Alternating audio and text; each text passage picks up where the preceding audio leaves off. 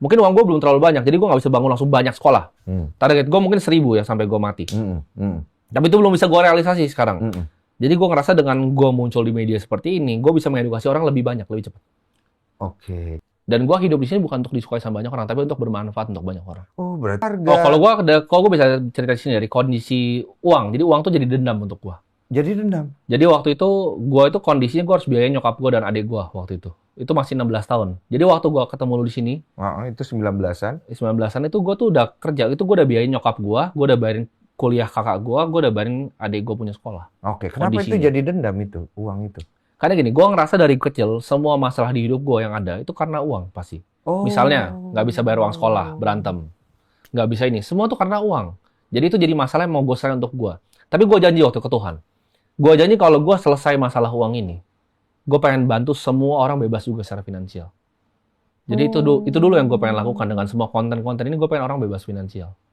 Jadi lu ngelihat di dalam keluarga lu uang ini bisa bikin perpecahan, bisa bikin keributan. Gue rasa itu bukan cuma buat di keluarga gue, Di semua keluarga tapi di semua lah. keluarga. Iya. Kalau kalian tarik nih sampai ujung nih, kayaknya potensi masalah tuh uang. Uang. Kalau uang ini kita singkirkan loh, kayaknya masalah lebih dikit. Iya, masalah lebih berkurang. Iya, dan perceraian juga datanya kan finansial nomor 1 ya. Oke, dari situlah lu masuk nih ke cara berpikir lu pelajarin semua. Gue pelajari semua tentang uang, gitu. Apa hal-hal menarik yang orang tidak tahu tentang uang yang lu pelajarin? Salah satunya adalah tadi, nggak banyak yang tahu. Kan orang tahu data inflasi 1% kan. Tapi ya gue bisa tahu karena gue bagi beras. Jadi ini gue sekali ngedata juga.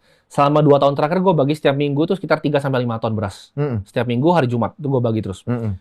Itu inflasi sekitar 23,5%. Jadi kalau sekarang tahun ini lo beli beras yang sama tahun lalu, itu berasnya harganya itu yang banyak gabahnya sekarang. Itu inflasi 23% beras doang. Pendidikan itu lebih tinggi lagi, bisa 30% tahun ke tahun.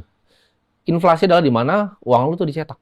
Gitu. Iya. Jadi uang itu bisa beredar, Bang. Iya. Jumlah uang yang beredar ini makin banyak. Karena uang yang beredar makin banyak, maka barang-barang makin mahal. Betul. Setiap bulan untuk satu bangun sekolah. Iya. Jadi sekolah yang gue bangun tuh kita beli tanahnya, terus kita renovasi, itu 1 miliar, dan kita pakai untuk bagi beras bertonton ke warga setiap minggu. Iya. Karena gue bisa buktiin bahwa gue nggak perlu dapat duit dari situ, gitu. Gue tuh kalau nggak perlu nyalain kamera ini, gue nggak makan dari sini, gitu. Oke. Hidup gue udah selesai, gitu. Dan udah saya udah lama. Cuman mau mati dengan Nol, ya. Jadi gue nggak mau tinggalin apapun untuk anak-anak gue. Karena gue tuh mulai dari nol, gue pengen mereka bisa merasakan mulai dari nol. Mungkin gue sisain sedikit, cukup untuk mereka coba usaha, biar nggak mati, tapi nggak cukup untuk mereka foya-foya. Iya. Tapi semua sisanya mau gue, kayak Warren Buffett lah, mau gue habisin. Karena gue idolanya Warren Buffett. Mau gue habisin semua di pendidikan ini, gue mau bangun 1.000 sekolah. Makanya kan kalau sekarang, gue nggak usah bangun sekolah, gue keep aja, gue compounding, duit gue pasti lebih cepat gedenya kan. Cuman gue tuh, gini, uang tuh ada namanya marginal cost of utility. Pizza, ketika lo lapar banget, 1 slice besar nih, lo makan slice pertama tuh enak banget. Slice kedua, slice ketiga tuh udah turun value-nya. Slice kelima udah kayak ini, lo pengen buang. Uang tuh sama. Mungkin di 10 miliar pertama gue norak, 30 miliar norak, 100 miliar pun wah beli penthouse, beli. Tapi setelah udah lewat dari itu ya, apa kita tinggal di Indonesia ya, nggak banyak yang gue bisa lakukan dengan uang, itu justru jadi beban untuk gue. Masas. Waduh, gue nggak suka pijit, nggak hobi pijit gue. Lu nggak bandel-bandel lu?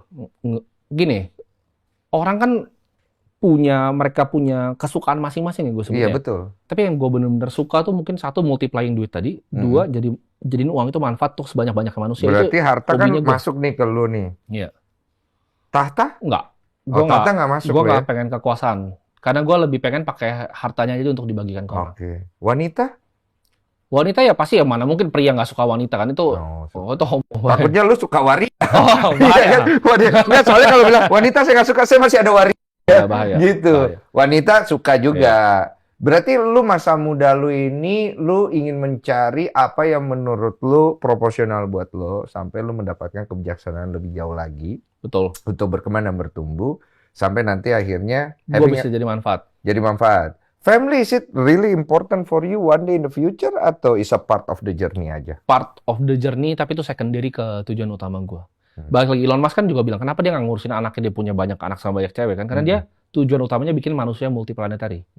Itu dia mungkin lebih hebat jauh dari gue. Gue mungkin cukupnya sampai bikin 1.000 sekolah gitu, mungkin udah. Gitu. Udah, game over habis.